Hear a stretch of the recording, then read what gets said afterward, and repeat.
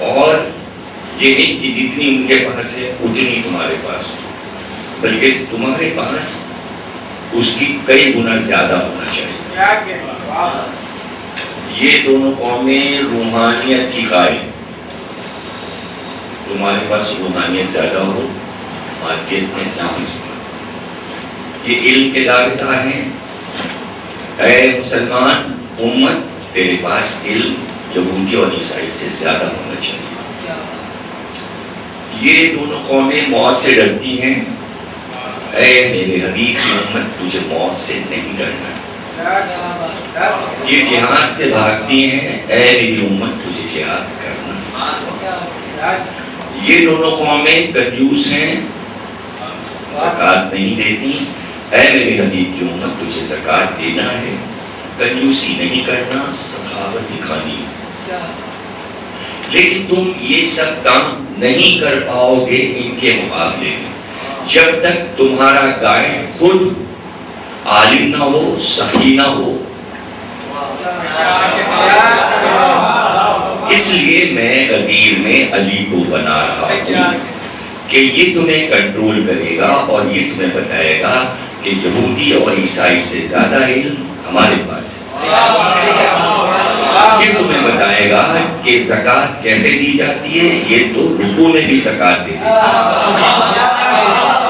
یہ جہاد سے بھاگتے ہیں، تمہیں جہاد کرنا ہے، اور جہاد صرف معصوم کرا سکتا ہے، ورنہ وہ دنیاوی مادی لڑائی ہو کے رہ جائے گی۔ اس لیے تم جہاد کو سمجھو۔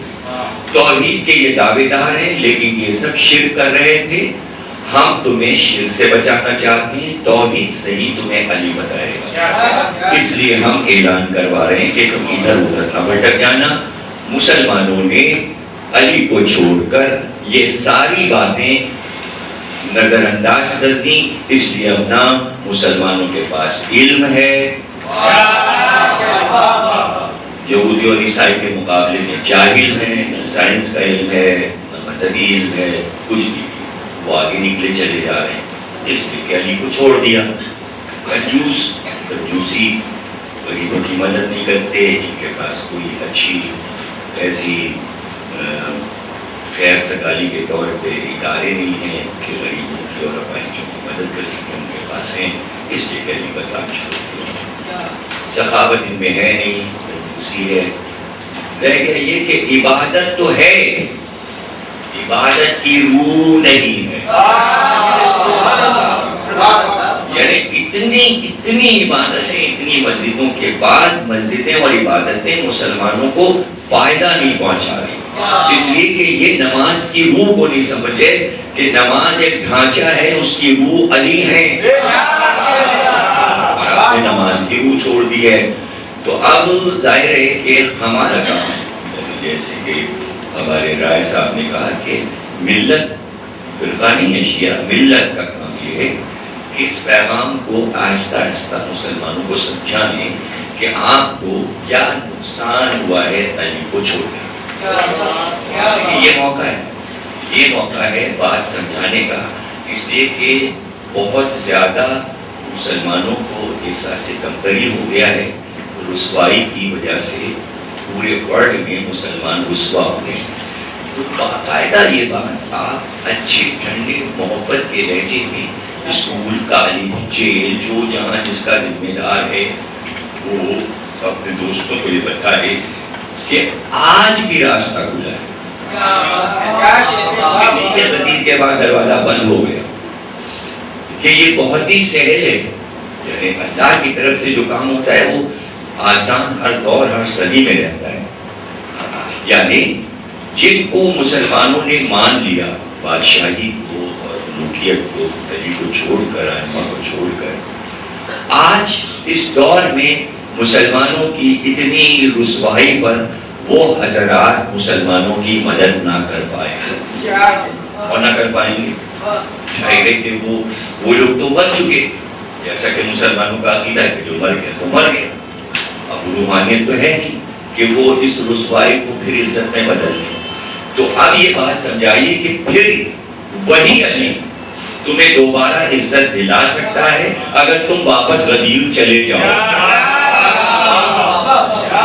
بس اس وقت اگر کوئی میں نے ملتان میں اسی سال جس سال ٹریڈ سینٹر کا واقعہ ہوا اور بلڈنگ گری، تو اقوام متحدہ میں میٹنگ بیٹھی تھی کہ جس میں یہ پاس ہوا تھا کہ تمام مسلمان ملکوں کو 46-45 ملکوں کو علی کے طرز حکومت اپنانا چاہیے۔ تمام ڈان اخبار اور جنگ میں سب میں خبر آئی کہ یہ پاس ہوا ہے اقوام عالم میں۔ تو اسی پر میں نے تقریر کی تھی، وہ اخبار کی کٹنگ لے کر اشرا پورا پڑا تھا ملتان میں، کہ کتنا ضروری اس عہد میں کہ کافر اور مشرک مسلمانوں سے یہ کہہ رہا ہے کہ طرز علی اپناؤ۔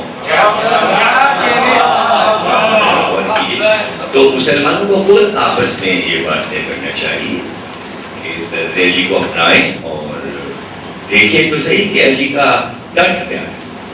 یعنی علی کے یہاں تو معاشرتی زندگی بھی ہے اور حکومتی زندگی بھی ہے، اور علی سے اچھا فیصلہ کرنے والا کون ہے؟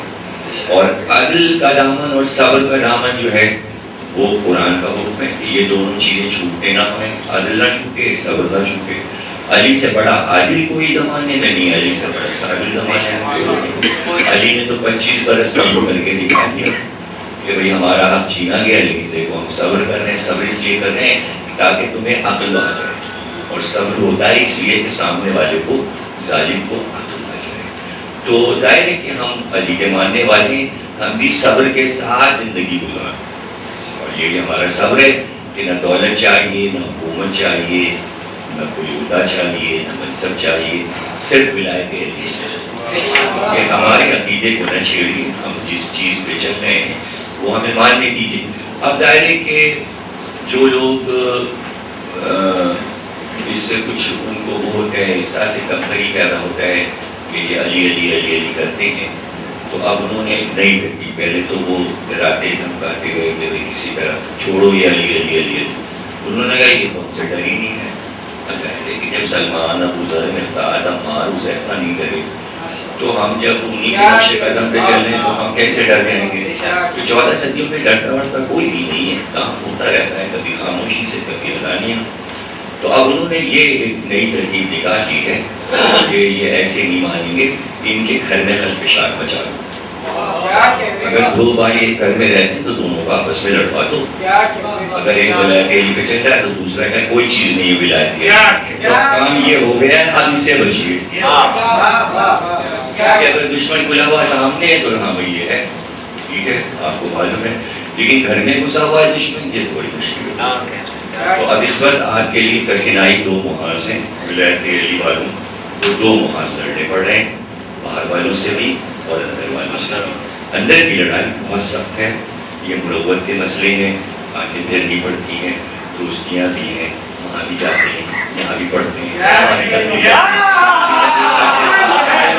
ہو جائے گا تو پھر ایک ہی گروپ کے ہو کے رہ جائیں گے، پھر وہ لوگ نہیں بلائیں گے۔ یہ مسئلے اٹھ رہے ہیں، اٹھنے والے ہیں، اور اس کی شدت آنے والے۔